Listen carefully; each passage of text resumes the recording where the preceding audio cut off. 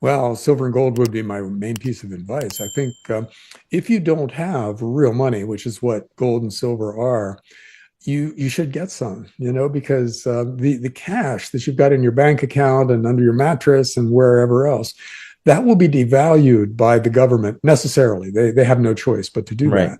So as the base layer of your financial life, you want real money. Hello, everyone. Thanks for joining and welcome back. Our guest today is John Rubino. He is the founder and editor behind Rubino.substack.com. He has over 20,000 subscribers, and we are super grateful to have you down. Welcome, John. Hey, Ivan, it's great to meet you. Yeah, it's great to meet you. This is your first time on here, and I wanted to get you on to talk about everything that's happening in the economy, all the financial instability, gold, silver, everything that's happening in the markets. But first, I'll start off with the financial collapse that people have been talking about so much recently, and is it coming on the horizon? How can we get rich while protecting ourselves, John? Well, we are taking on insane amounts of debt, and we're monetizing that debt. So we do have a financial crisis coming, in which the big currencies are the epicenter. They're the things that lose value, and the things that depend on them, like bonds and bank stocks and things like that, also lose value along with the currencies. So what you want to do, first of all, to protect yourself, you want to get out of financial assets as much as possible and into real things, because governments, they can make an infinite quantity of currency and therefore bonds, but they can't make any more copper or gold or silver or uranium. So you want to move from financial assets over to those real things, which will tend to hold up just fine. They have utility. They're not going anywhere. They're very rare. We have to go get more when we want more. And that will make those things relatively valuable going forward. Physical gold and silver, if you don't have a lot of that already, you kind of missed the boat on gold, or at least partially. You missed a nice big move in the last few years, but there are more big moves coming. So the silver story is a little better than the gold story right now because it's relatively cheap. And some of the energy metals like copper and uranium are, they have dramatic futures ahead of them. So you want to own the shares of the mining stocks in those spaces. And if you do things like that, you'll basically be okay. You'll sail through the financial crisis without a lot of drama. Yeah, you absolutely nailed it, John. Now, there's a lot of talk online about, what's happening with gold prices. Is it like what you were just recently alluding to? Is it the financial debt that's increasing? Is it Fort Knox not having the gold there? I know Elon Musk and you had Trump coming out and saying we need to audit Fort Knox. And is the gold really there? What is happening with gold? Is hitting new all-time highs? What are your thoughts there? Well, there's been a lot of stories over the last couple of years to attribute or to account for gold going up the way it has been. First, it was central banks buying. The central banks of the world have decided that the dollar is no longer going to be the world's reserve currency, or that it will be one of several, with gold being the other big one. And so they've been buying gold really aggressively, and they're not really price sensitive. Central banks can create as much currency as they want to. So they're able to buy gold on a scale that nobody else has been. And so that probably accounted for a big part of the move from 2020 to 2024. And then just lately, it's gotten really interesting with, first, um, there was gold moving out of London and into New York because of the Trump tariffs. People were Right. afraid that if they didn't repatriate their gold now, they'd have to pay a big surcharge to get it later. So they moved a lot of gold from London to New York. And then, like you said, the Fort Knox thing happened, and everybody now is thinking that a lot of the gold buying that's going on in New York is to put the gold back where it belongs in Fort Knox before Trump and Elon Musk get there, and at the same time, you've got a lot of gold being taken off the COMEX in physical form, because Yeah. normally the futures markets, people just play games with the price of a commodity, but they don't actually expect to take the commodity when the futures contract expires. They just settle in cash. Well, now people are settling for gold. In other words, they're demanding physical gold, and that's kind of tapping out the big exchanges. They operate on a fractional reserve banking system where there's paper equivalent of 100 times the actual physical metal sitting on shelves in these warehouses. So if just a handful of extra people want physical delivery, there's a risk of bankrupting or at least causing a default in these metals markets.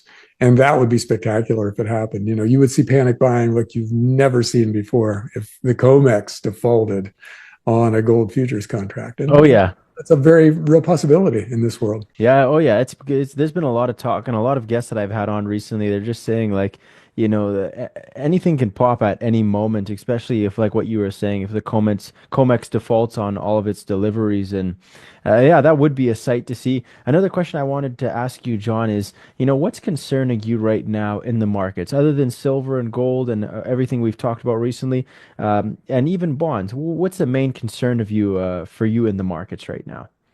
Well, equities are wildly overpriced. So we're looking at the very real possibility of an equities bear market at a minimum, which would be like another 10% down now on the S&P 500, or something much more serious than that. Because, again, we're taking on so much debt.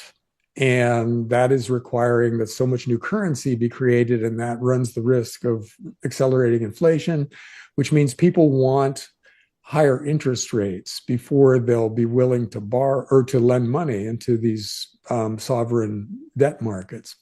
These higher interest rates do two things. One is they threaten to bankrupt governments because governments have to pay a higher interest rate on their bonds, and that spikes interest expense. Like in the US, we now owe like what, $1.5 trillion a year in just interest. That's That's crazy. Yeah, that's devastating for governments.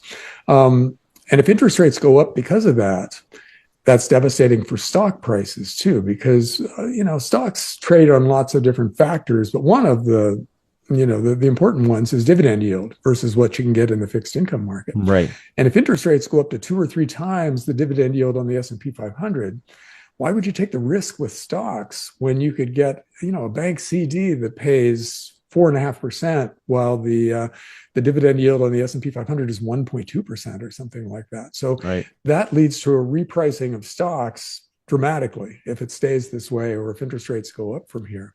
And that's a real risk. And an equities bear market leads to a recession, which in the case of a really overvalued or over leveraged economy like ours, doesn't have to stop at garden variety recession. It can metastasize into something much worse very easily when a lot of the leverage speculating community starts going bust. So we're running that risk too. So it's Yeah. wild times in the financial markets. Yeah, it is crazy. And what would be your main advice to people that are younger who are finally waking up to inflation, waking up to their dollar being devalued, and there's just new people, whether they're old or young, you just new people into wanting to protect their dollar. I know they can protect it with silver and gold, but what would be your main piece of advice for them, John?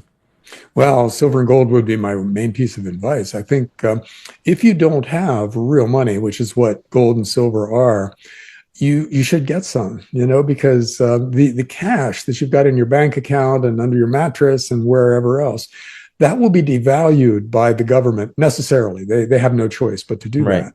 So as the base layer of your financial life, you want real money. So go get some silver coins right now. That's the quickest thing. I mean, silver is not screamingly cheap anymore because it was like No. $33 an ounce just lately. But relative to gold, it's pretty cheap. The gold silver ratio is still around 90 or maybe 85 right now after the last couple of days. Right. And that's usually a buy signal for silver. That means you have to pay 85 ounces of silver to get an ounce of gold. And that's a relatively extreme reading that says silver is undervalued. So for your base layer of money, go get silver coins wherever you can get them. I've noticed that there's a lot of people wanting to sell their silver now. So Really? ask around. Yes, yeah, because they've been holding on for so long. Right. There are people who bought They've been holding silver. for 30 years. Well, I have some friends who bought some silver back in the 1990s and 2000s, which that's multiple decades now where they've just been sitting on this. And the price is up slightly from what they paid back then, Right. and because of that, they're thinking, well, okay, I got a small profit. I'll just take that small profit, and find somebody like that and buy their silver at a price that's less than you would have to pay with an online dealer or something like that. Yeah. And then, from there, especially if you're young, Fortunes are made in shorting bubble markets in equities if you time it right. And this might not be a bad time. Well, actually, 2 weeks ago would have been a better time, but this still might not be a bad time to look at some ways of shorting. Go watch the movie The Big Short to get yourself excited. And then understand that we're back in one of those markets. We're in a bubble market where life changing fortunes are going to be made by betting against the highest priced assets. So if you're 29 years old and you've got 40 more years of work ahead of you, you can afford to roll the dice and do a little shorting. And so buy some long dated put options on some of the big stocks that are out there now, or the NASDAQ or the S&P 500. And then just see if you get that crash, that quadruples your money in 2 weeks. Oh yeah, Things like that'll happen. whoever was shorting Tesla recently from its all-time highs, Yep. that would have been a good time. I've been shorting Tesla on and off for the last 5 years and finally gave up.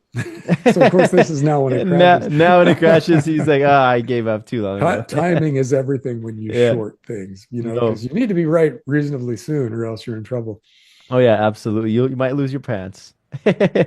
Well, John, it's such a huge pleasure having you come down here and speak into the silver and gold community.